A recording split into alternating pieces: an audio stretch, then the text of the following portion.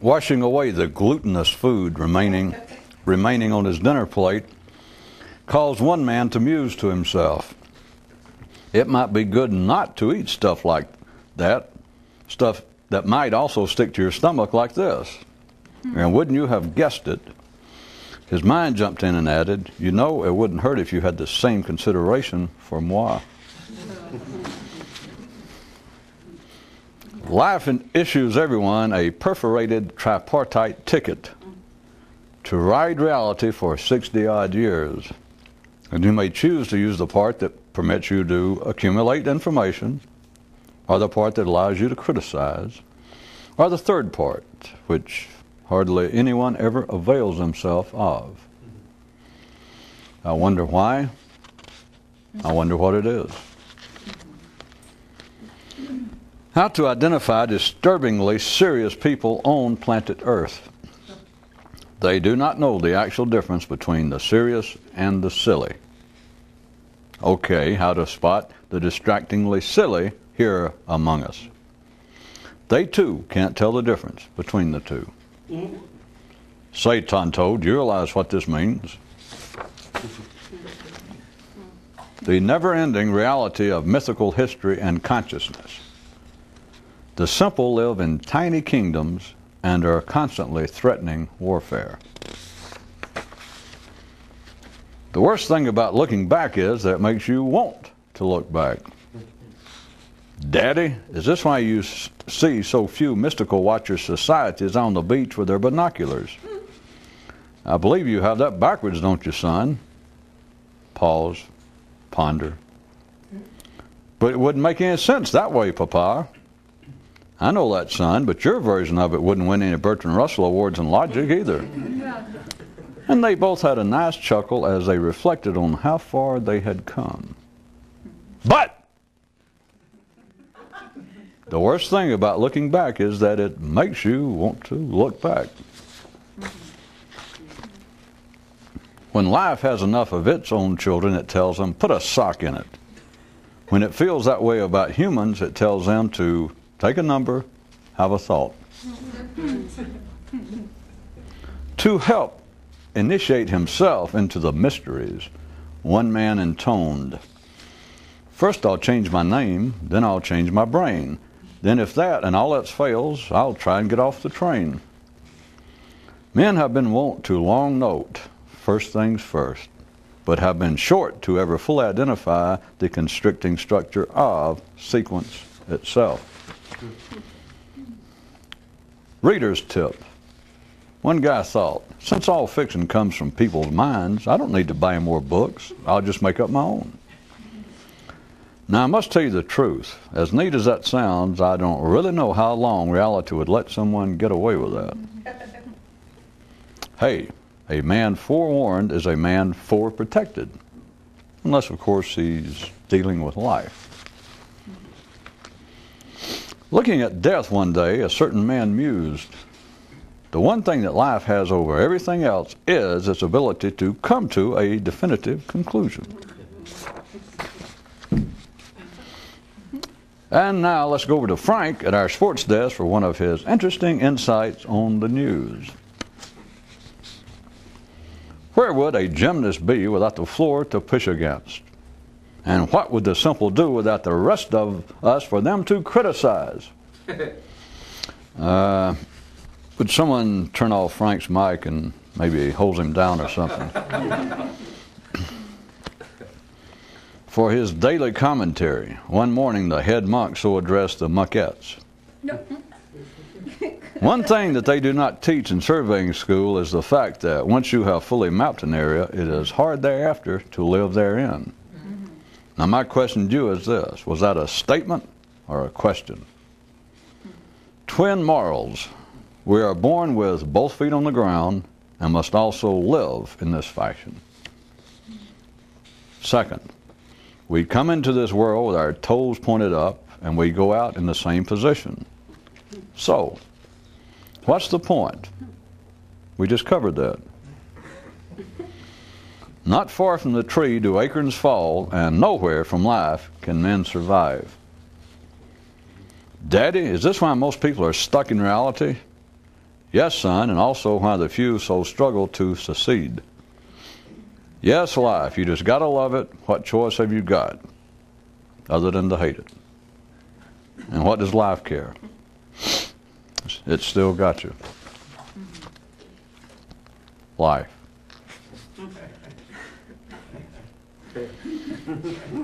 While little known or credited, it was a more conscious man who first came up with the word boring. Also the word exciting, though both have now lost their original meaning. A lethargic clown with his hair on fire said, "Don't look at me, you know that I don't get it."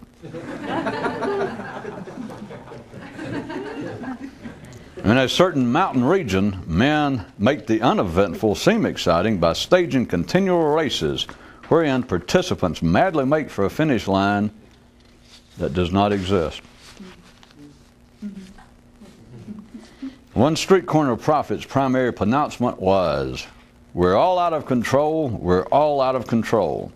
And a passing smart person smiled to himself in response. Well, all right, but he left out the concluding part. We're all out of control, and it doesn't matter. And thus our scene fades on another typical day in the city. Roll the credits, Roger. One afternoon, a certain man went to reality and inquired, "How can you tell for sure whether you're in show business or not?" And reality replied, "Simple. Do you send your union dues to me or to life?" Roll the credits, Roger. Are you sure this one deserves them? No.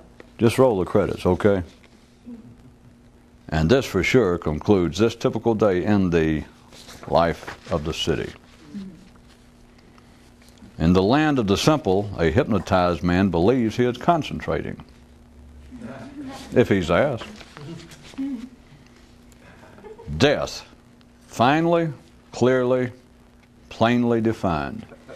Death. Transition with a really bad rep. Today's inspirational thought. If you're no more conscious than everyone else, then you're doomed to always find fault with most of them. Ha, you expected some kind of trick. You didn't really believe it would be anything serious. Well, just ha to you. A certain wise man called all of his family together and told them, "I don't like surprises." Do you know what that means? That means we're to be a family of no originality. You got that? Are you people listening to me? My, thought all of the neighborhood city children, what a caring father.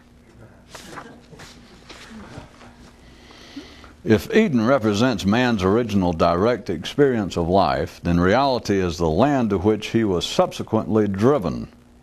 But before you cry for us, Venezuela, appreciate that without the expulsion, man, the mere humanoid, would never have become man, the man. It takes a long time to ever get home, especially when you have none. A man who had been at a mystical school for some time went to the master and said, "I'm leaving." And the master replied, "Okay." And the man said, "Do you want to know why?" And the master said, "Tell me." And the man said, "No, you're supposed to answer either yes or no, that you knew or not." And the master replied, "Oh." And the man left. You can always tell a chicken, you can always tell a duck, you can tell a dead mystic by his toes turned up. Hey, how about his consciousness? As go the toes, so goes the mind. Related nautical news. When a cheap ship's about to sink, it'll begin talking about itself. Count on it. When this one man heard it said that everyone should get their due, he had himself shipped COD to his ancestors.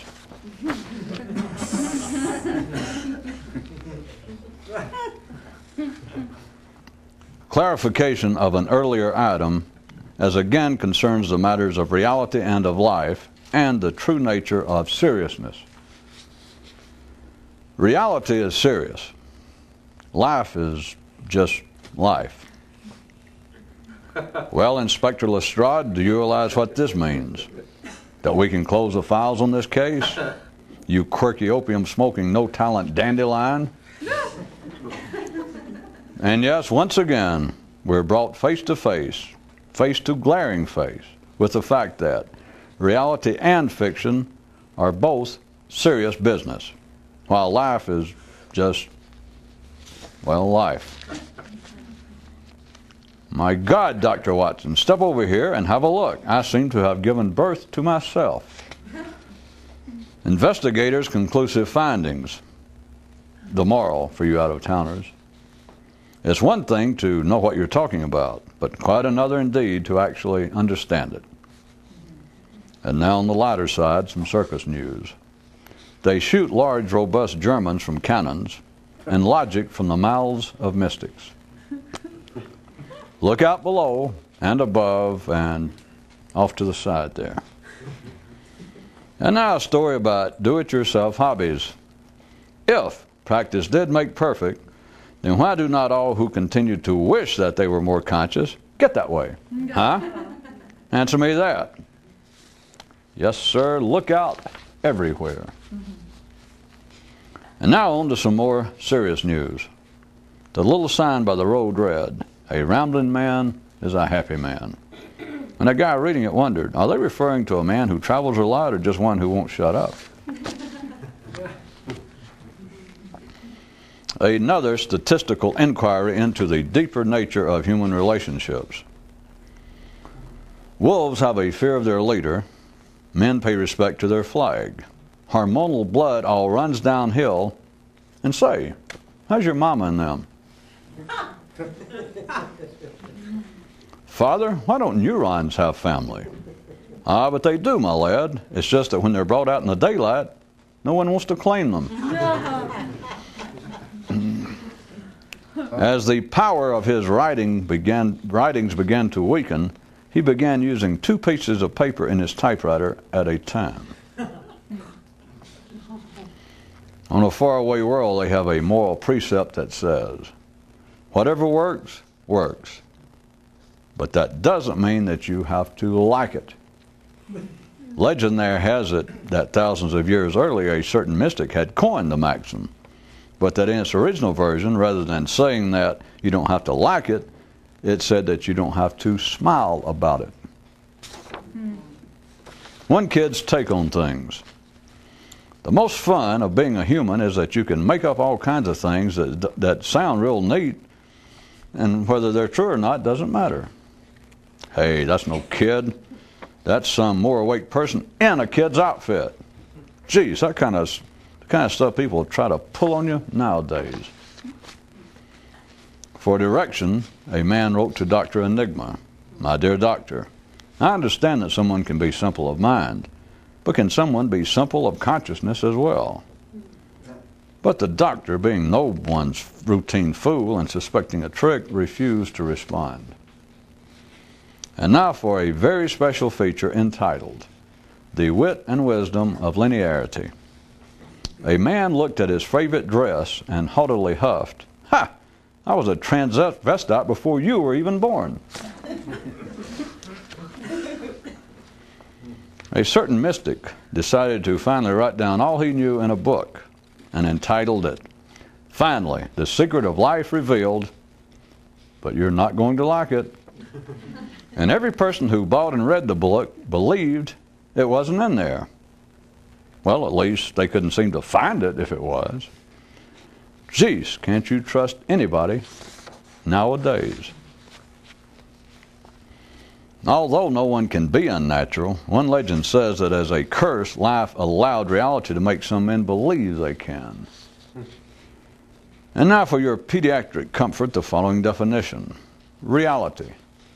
Life's joy buzzer and combination whoopee cushion. All ill has its punishment. In the fairy kingdom of the more conscious and creative, every time you quote the words of another, a real cute little troll is thrown even deeper into personal debt.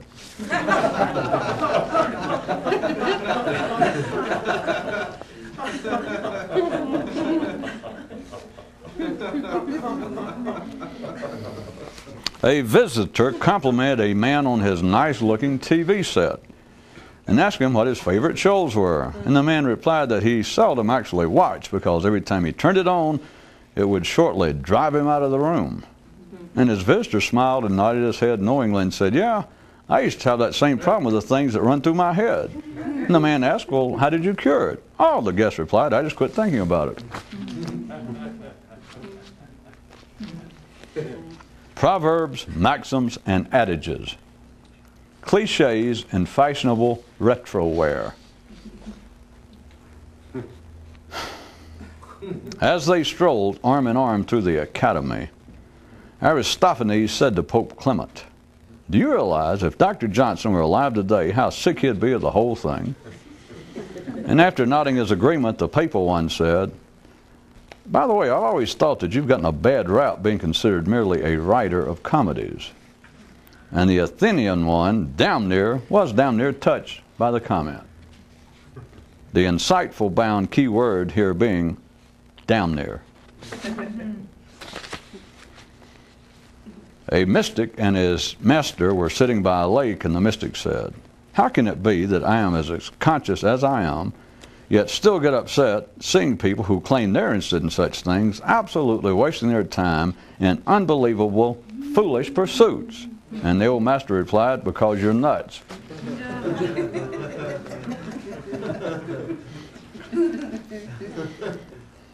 Looking around at his local domain, so mused one man, it may a small planet be, but 'tis still a large, large world.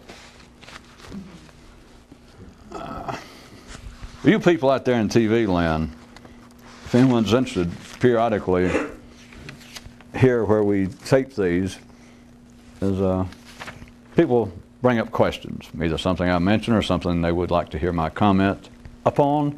And so you people out there, there's an address at the end of the show. If you'd like to, send in something and maybe I'll get around to responding to it. And I guess to make it easier, if on the envelope you would write the word "question" for the show. The 3-word question, the 4 words, "question" for the show. One tonight that is quite worthy.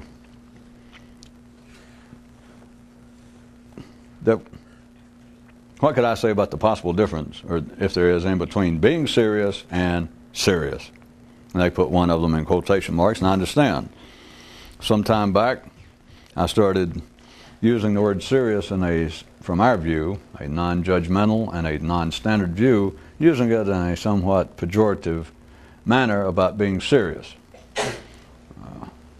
It's not important, but at times I have come to regret it in that just in casual conversation, which many of these news items I attempt to write in that way, that the operative word that you would expect is to say serious. In other words, I can make some comment about people who are attempting to do something extraordinary, and those who imagine they are, and refer to the first parts as serious would-be mystics, let's say, as opposed to just people who like to subscribe to a magazine or go to a lecture once a year. But I have so kicked the ass of serious that I will assume safely that I'm assuming safely that is the very basis of the question. Because even at a non-standard view of people involved with something such as this, that ultimately, not to mention in its origins, has nothing much to do with ordinary life, in the sense that it does not make one better looking, does not make one richer, and etc. That is always, as you can see in all the religions and all the mystical traces of such as this, the written traces, there's always someone pointing out to render to Augustus that which is Augustus, and give to the IRS or give to the Pope that which is the Pope's. Which I know there's Protestant churches in the West have a heyday with that. And if you grew up in that kind of environment, you're so accustomed to hearing it, you don't realize, wait a minute, that thing about render unto Caesar that which is Caesar, unto God which is God, and they use it, if for nothing, always as a basis of why you should give to support the church or the temple or the religion. And if you grew up in that environment, people are so accustomed to it as to never consider the fact that it can quite easily, no gymnastics involved whatsoever, can be seen to mean something entirely different, having nothing to do with such as that.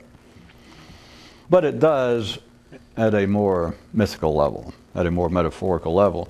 It is simply the observation, again, at the simplest level, that the kind of activity that might lead one to the kingdom of God, to use the Old Testament or the New Testament idea of being more conscious, that what you render to become more conscious, that which you're rendering to try to reach a new state of consciousness, the kingdom of God, to use that translation, is something entirely different from that which might assist you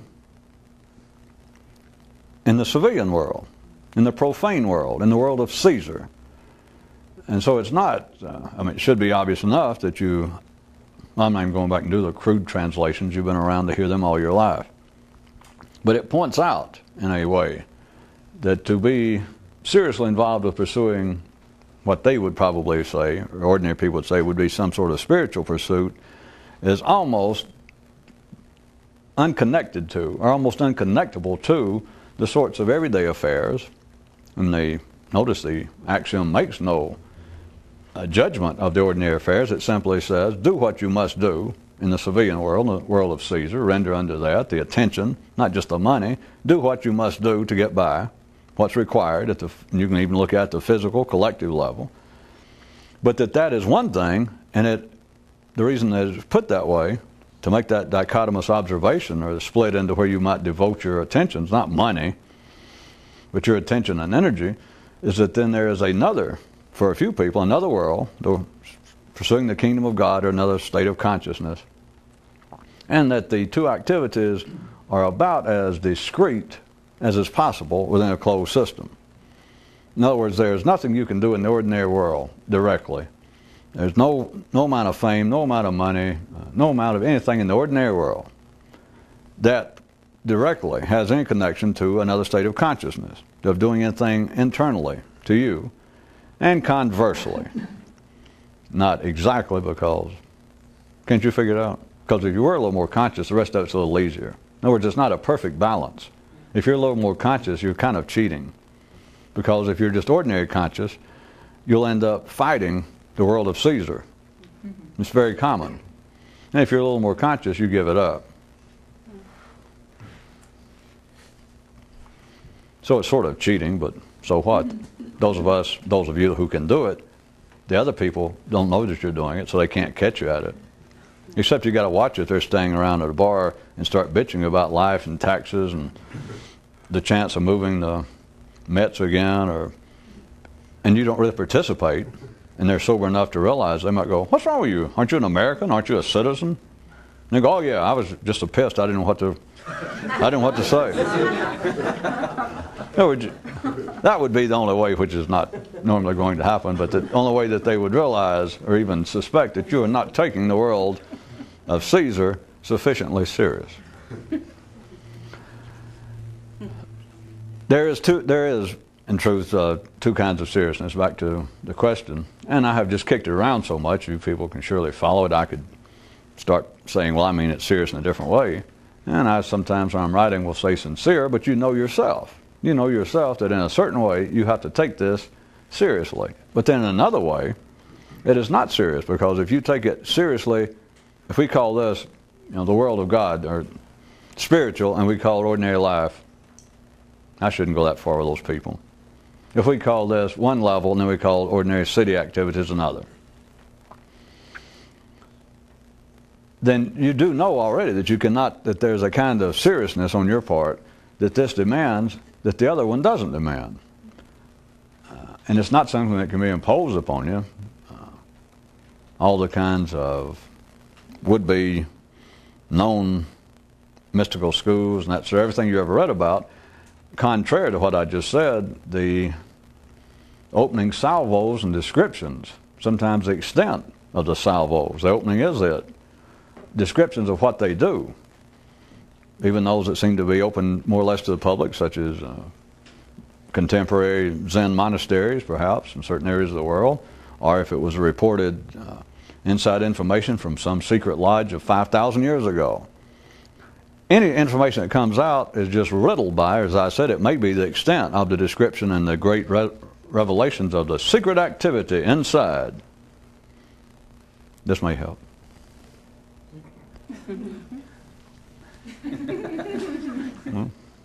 The Great Mystical Lodge. And what information is revealed? Tells you what time they had to get up, how often they had to pray, whether they had to stay on their head or stay on their feet, how much they had to work in the garden. They give you the very things that seem to be the demands of a serious seeker. What else are they going to say? And that's discounting the fact, or the question of whether they actually knew anything. But what else are they going to describe? Did this throw you when I did that? That you felt like we... Back too simple. All of you know on your own, without anybody telling you by now, that in a certain way, this is extremely serious. But if you're doing it, it's extremely serious. Not because somebody tells you, but what I was trying to get you to see was when ordinary people, weekend warriors, would-be hobby-driven mystics, would-be mystics, they demand someone to tell them what to do. And one of these specifics is, it's always a demand that you take it seriously. It's almost it is. The more public the conditions, and this is not the same as that. The more public the see, because this is down at ordinary level, and that was up in the secret mountain. But down at the ordinary level, such as you go to join some church, they do not actually have to tell you, once it's down at the collective level, and it is to some degree part of ordinary reality. They don't have to put up signs in churches saying, don't laugh when they come out dressed funny. In Catholic churches, Greek churches, synagogues, they don't have to say right over the door or right in the foyer to have a little sign, saying welcome visitors, etc. But a few hints, or please, if this is your first time, when the rabbi, when the priest, when so-and-so walks out, don't laugh at the funny way he's dressed. Because, think back the first time if you had never seen a priest from the Catholic priest, Russian Orthodox, Greek Orthodox.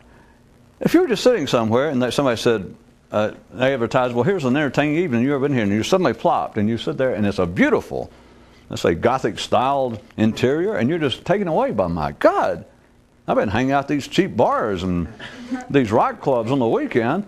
I didn't even know about this. And you're sitting there waiting, and nice music, the choir singing. By God, is that Bach? And even a little wine, you say, well, anyway. And suddenly the first time, here comes a priest. And you have to look, and you think, it's a drag show. It's a man dressed up in some kind of, and it's not even a very fashionable outfit, if I may say so. You understand? I mean, it just sounds silly because, well, I do it that way. But you do understand, because it is now part of the collective reality of humanity, whether you are particularly persuaded of that religion or not. They do not have to put up signs, do not laugh.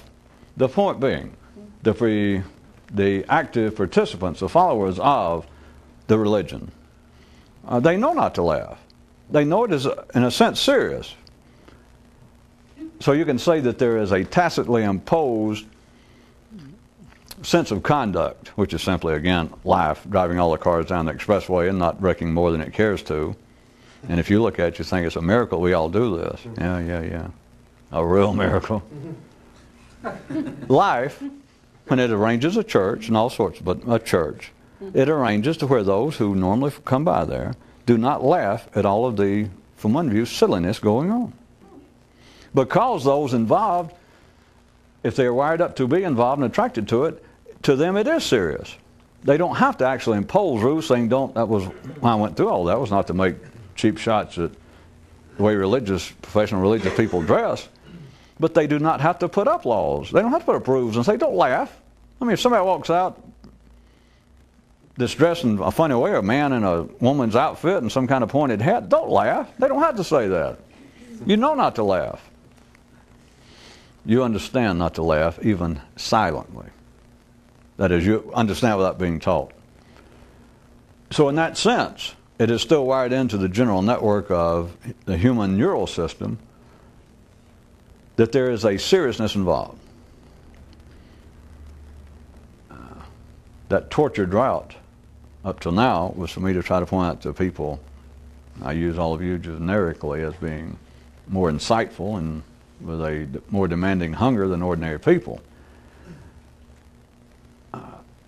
You also don't have to be told it's serious, but it almost works in reverse to describe it verbally in a 3D context, which last time I checked is where we are, of course, is that the seriousness of it to you is what keeps bringing you here. It's not being here makes you serious, that you don't come in and go, well, I sure would like to laugh at most of this, or I sure would like to, well, let's say just laugh. I'd like to continue listening to such as this, but I would like to, periodically stand up and go, or moon the guy talking, or do something.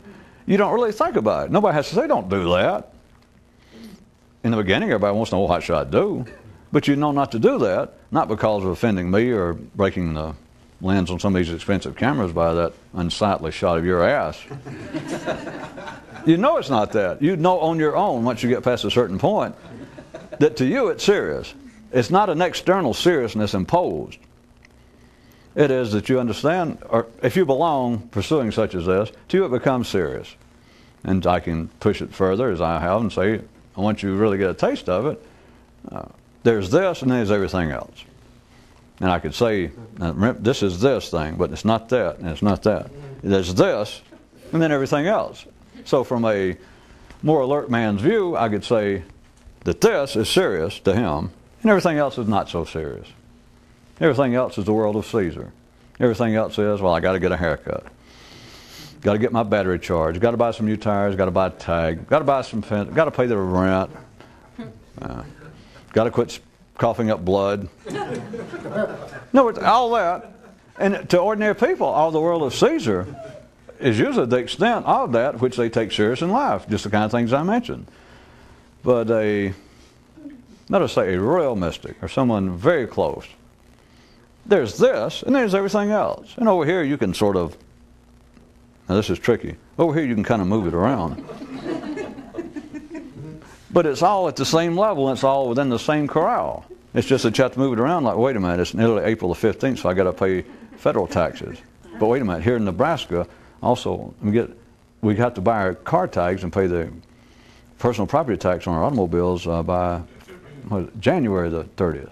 So they would apparently sort of shift around in a temporal sense as to what is important, but they're all at the same level. Even prior to this question, a few nights ago, I was trying to get you to consider in a very point-blank, sort of exceedingly blunt fashion, I guess, of pointing out, it may have been too blunt, too obvious, that which a person, anybody, even ordinary people, that which a person, the dissatisfaction that people are wanting to still, at least wanting to feed, wanting to treat in some manner, is an internal one. That is the one that singularly strikes humans' attention. The others strike your attention, the physical dissatisfaction of being hungry, but you can cure it. You don't even have to think about it. You know immediately. You don't even give it a thought. You know how to cure sleepiness. You know how to cure having your antlers get fuzzy and you begin to give strange looks to the female mooses. All such things require no effort, require no thought. You know how to cure them. It is here, which now I mean by internal, because there's nothing out there that once you get past a certain point, once you actually get outside the city limits of Paris on this trip, there is simply nothing out there that will feed in here. And that is so blunt, and it's not just some startling observation and discovery I've made, but it is so blunt that the ordinary mind, I mean, can hear it, and even, sure, I could get plenty of ordinary minds go, well, yeah, and they don't see any purpose to it, or I could probably get even more, go, wait a minute. And they'd want to go off on some debate. And I could take their side and verbally disprove just what I said. There are things you can do, because I can start pointing out the obvious. You can say, all right, people who go to church under the most reasonable conditions, wouldn't you say that they have some sort of inner hunger, some sort of inner dissatisfaction? And I could go, okay, yeah. And they go, so you're going to tell me, for instance, we just pick out Greek Orthodox, something full of good rituals. Well, almost all the big religions. And you can say, you're going to tell me that a man or woman can go to a Catholic Mass and they do physical things. They take communion, they do the rosary, and they bow, and they stand up, and they respond, react to the... They can say, that's physical, that's external activity. Now, you're going to tell me the people who actually go to Mass and take it seriously, that internally they don't benefit from that? You're going to say, why do they keep doing it? Why has it lasted? And there it is again. I've got me. Because it sounds all right, so they would just argue about it. If you want to see it as just a simple, easy fact, and the reason I'm laying on it, it can be quite useful, because you can be 30 or 40 years old fooling around with this, and it's one of those things, it's not the only one, and just one day you go, you say, well, goddamn, I knew that. Then you realize, well, I didn't know that, or I wouldn't be going and making my head hurt. Yeah.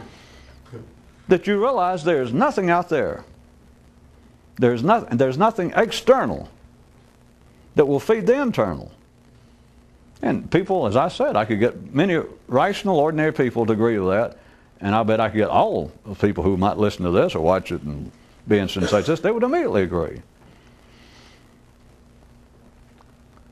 I assure you, the day will come. You'll be riding along somewhere, I don't know, somewhere, Bulgaria maybe, getting over toward the past Venice at least, and you're going to be looking out the window, bopping along on that train, and suddenly you're going to go.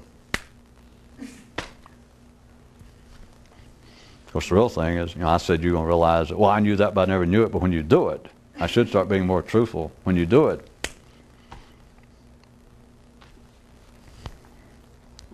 that is, you don't actually say anything. When you understand something, you just... There is a kind of seriousness, back to the kind of question, but the seriousness really has to do with a kind of, watch the modifiers because they all mean something. It is a kind of unnecessary,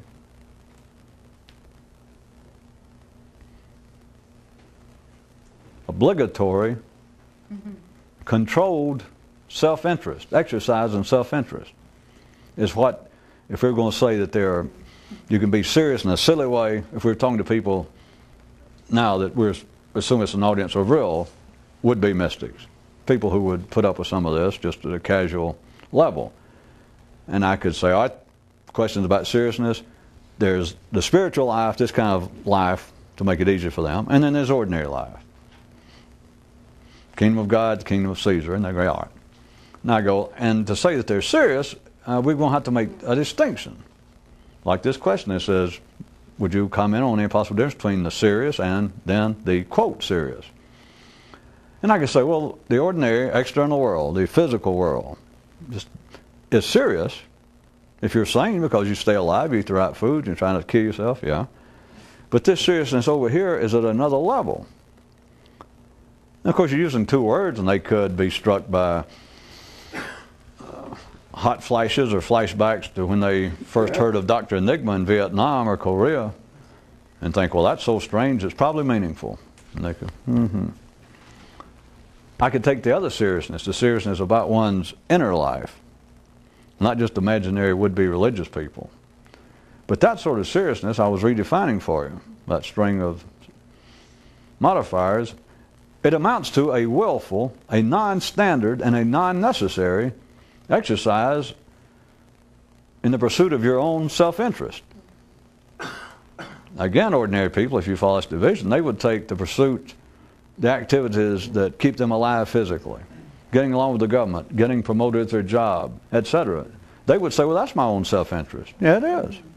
But what are you going to say after that? All that is to divide man up into his mind and his body, to divide him up into that which makes him more than a humanoid, just part of the monkey family, to make man man, then we'll have to say, you've got an internal life, which, for the sake of discussing, is disconnected to the stomach and to the sex organs.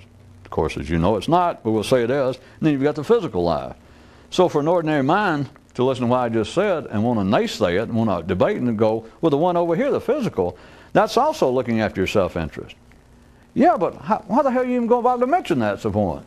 Even if you want to say, well, wait a minute.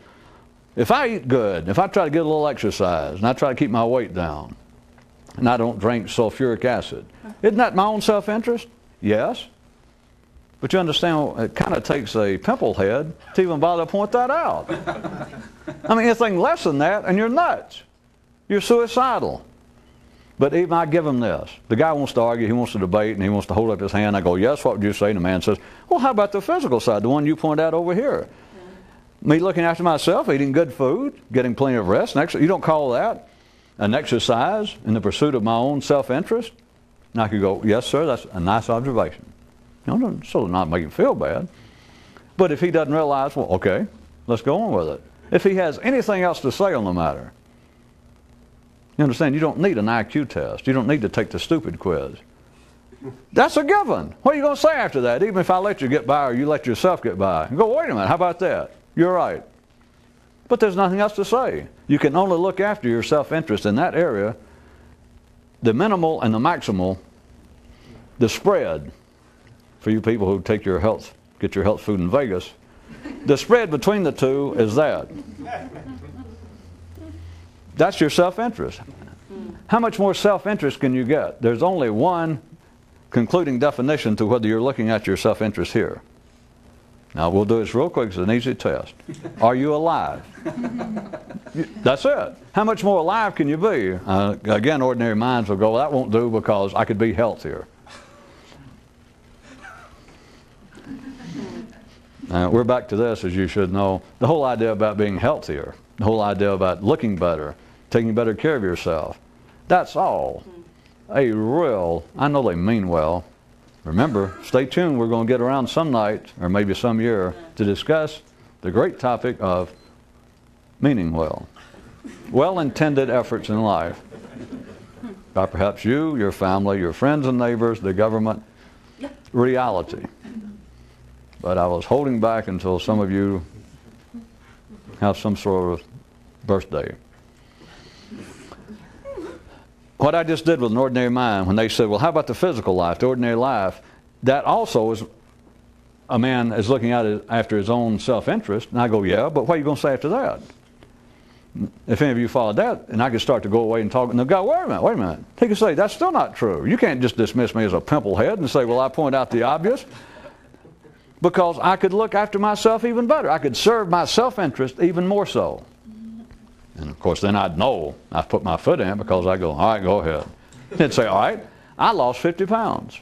And I'm right now on a diet, and I'm trying to take up running. I've gone from just walking. I could just barely walk half a mile, and I can run 2 miles. I quit smoking, I quit drinking. Yeah. You understand, that's all the most childish attempt to ward off death. And surely it doesn't come as a shock. You can be as healthy as you want to be and look real nice when you're laid out. And as Dr. Ether, little-known physician, says, on another planet, it's not going to add 1 little inch or pound to your life. You're going to die. You may look real nice, and I don't know, your heirs may be able to save a few cents here and there on the amount of makeup that they have to put on you. And your friends and neighbors may go by and go, it's a shame he died, yeah, but don't he look healthy? You understand, an ordinary mind, which is not our problem, it's just another way that they stay distracted and live, they would say that you can look after your self-interest and being alive over on this side. Remember, it's this side and then the side I'm going to get to. And I say that over here there's nothing to be said. You either look after your self-interest or you don't. That is, check, are you alive? Then that's it. And they'd go, no. And now we're in the world of hobbies. We're into the ordinary world with which no one with any understanding has any complaint. But it is a world of deluding hobbies. It is a world of a merry-go-round. It is a world of continual plagiarism. It is a world whereby only man can begin to take up cannibalism on himself and believe that he is in fact getting supreme or better nourishment. That's the nature of it. Because the ordinary mind will immediately say, wait a minute. It's not just an either or, which is what I was saying, that if you're alive over here, then you have reached the optimum of looking after your physical self-interest. And before I could say anything, he'd go, point of order. And he would do what I just said, like, well, you can be healthier. And he would turn around perhaps to you, but I hope you're not saying to him, he could turn around and say, well, for instance, look at this guy, look at the beer gut on him. I used to look like that. You think I'm not in better shape than him? And he's smoking a cigar? I'm in a lot better shape. Yeah, but they're still going to both die on schedule. I'm not attacking the man whose hobby is trying to live longer. Futile hobby, of course, but trying to live longer.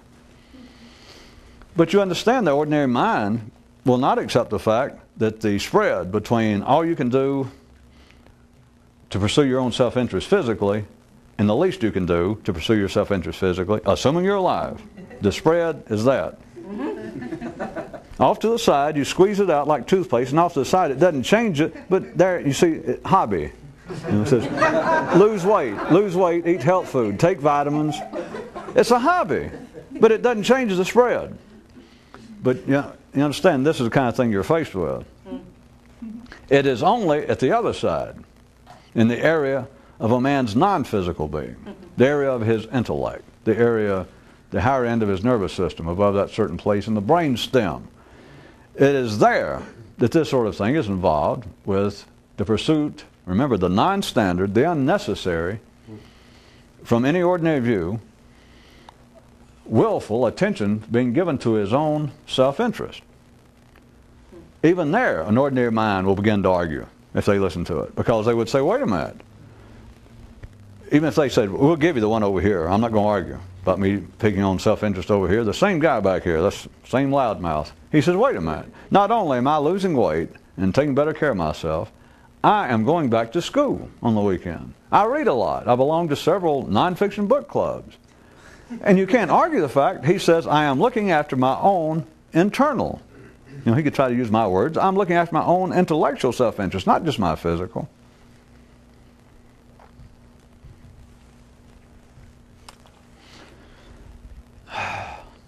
What else can I tell you? I wish we were closer to the end. I would try to paint the verbal picture again that I did. It just struck me out there under the calm trees, whatever they were, date trees. I just picture Pope Clement and Aristophanes, arm in arm, just strolling along, good-naturedly, leisurely, and just see them kind of wander off in the sunset, hopefully, as people say nowadays, somewhere in the general direction toward the Elysian fields. The pre-mortal, the pre-morbific version. But since the tape is not yet out, I can't weasel my way out that easily, can I? Someone should have pity, because at least the papally inclined one had some mercy and took up for Aristophanes being labeled a mere comedic writer.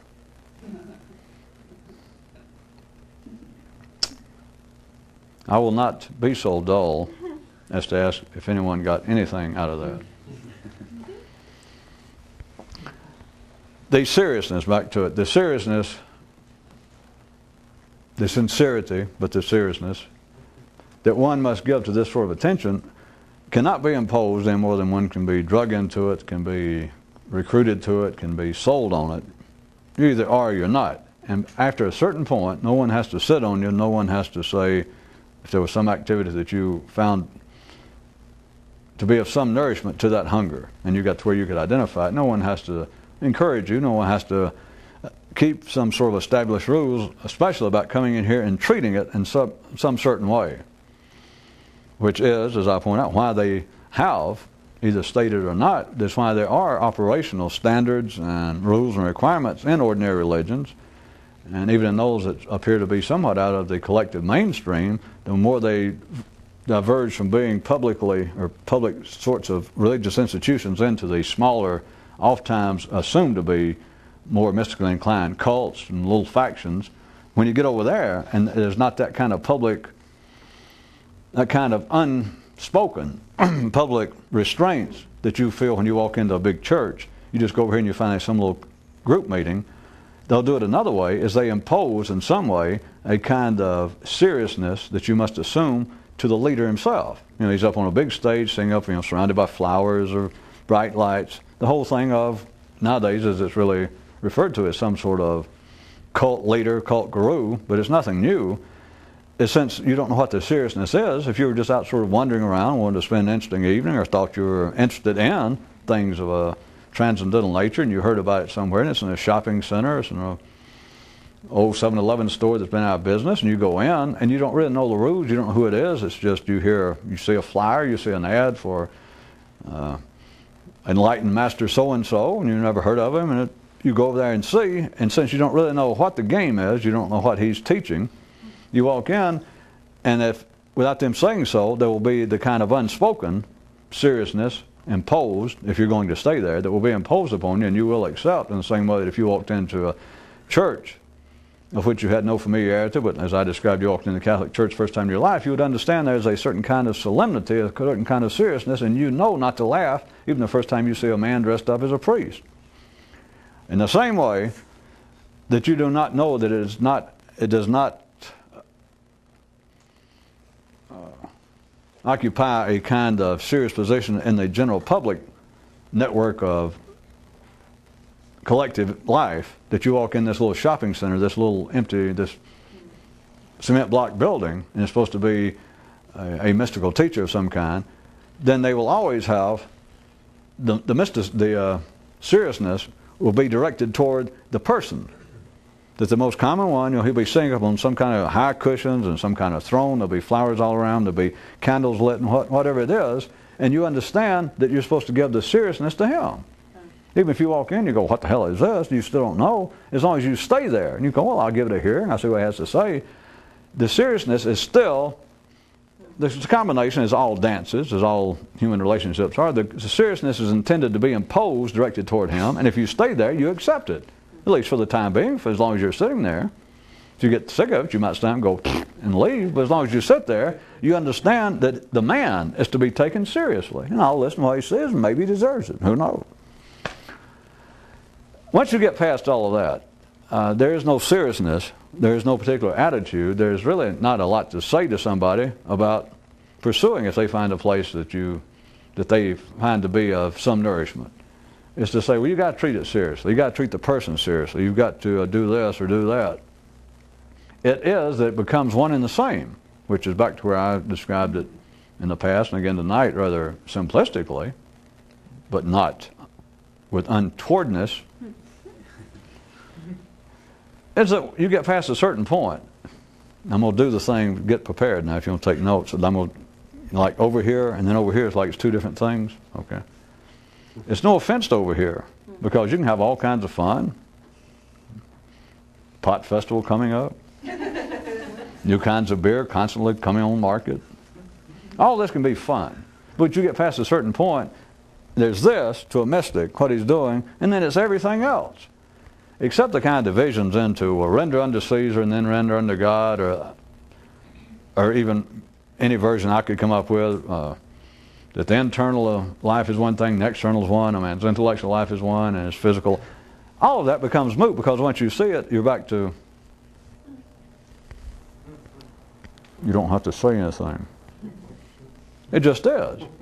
There's this, and there's everything else. And it's not a matter of being judgmental by any ordinary standard, except on the basis that you understand the kind of seriousness is deserving of its own word, which is no word, since there is not one, but it's deserving of its own word. That this is serious on the basis that only I understand its seriousness. It is only serious to me. Which anytime you forget that, just go back and dig up on your old childhood friends from college, or go out to a lecture, go to the philosophy department of your local college, or just pass a guy on the street that may be smoking a pipe and have a tweed jacket, patches, looks intelligent, and start telling him about this and see how serious he takes it. Only a mystic. I could make what might sound like a crude joke here at the end, but you know I'm not that sort. Only a mystic is weird enough to take mysticism seriously. How about that? But once you understand there's nothing else to be said, and nobody has to impose seriousness on you. Nobody has to impose a certain attitude. It is, you just simply discover, I'm wired up for this. I was born addicted. It was like I was born to a cracked mother. It was in my blood.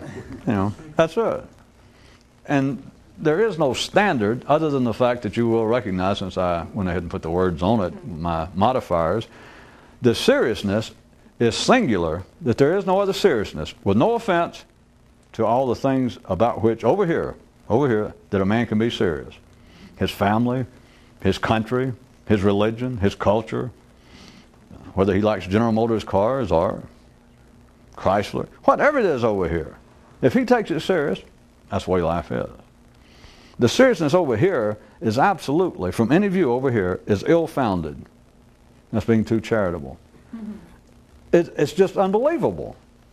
From the view over here, and you can do it to yourself, all you got to do is find the self of you that, if you could do both, if you had to exaggerate now that's already had a joint or had a couple of beers and you're at a bar and you tried to pick up somebody sexual and they turned you down and you're kind of in that kind of rat-ass mood, and just have that part of you suddenly look at, fooling around with stuff like this, and see what its attitude is in case you forgot.